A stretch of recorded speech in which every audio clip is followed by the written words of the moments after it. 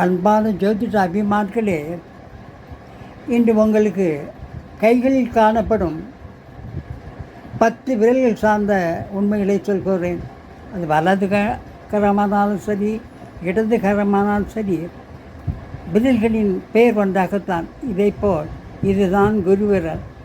இந்த குருவிரல் நீண்டு காணப்பட்டால் உங்களுக்கு ஆன்மீகத்தில் அதிக ஈடுபாடு இருக்கும், நன்னடத்தை இருக்கும், தெய்வ பக்தி இருக்கும்.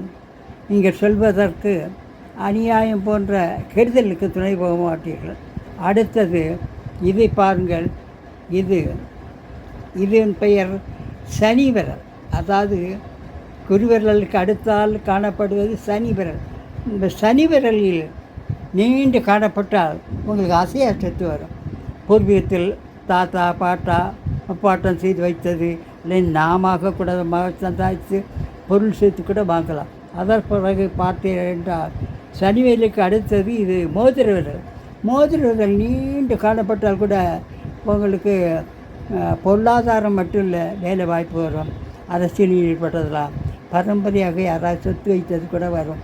அதன் பிறகு இது சுண்டு விரல், கடைசியாக காடுவது சுண்டு விரல். இந்த சுண்டு விரல் நீண்டு காணப்பட்டால் கூட பொருளாதார செழிப்பு இருக்கும்.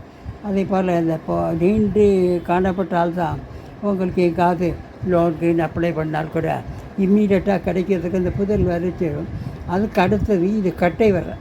இந்த கட்டை விரல் நீண்டு செங்குத்தாக காணப்பட்டால் உங்களுக்கு அட்மினிஸ்ட்ரேட் பவர் கூடுதலாக இருக்கும். அட்மினிஸ்ட்ரேட்டர் பவர் என்றால் 10 பேரை வைத்து வேலை பார்க்குறது, கம்ப்யூட்டர் துறையில் நிறைய ஆட்களை வைத்து நீங்கள் பணிபுரிவதற்கு தகுந்த ஆள்கள்.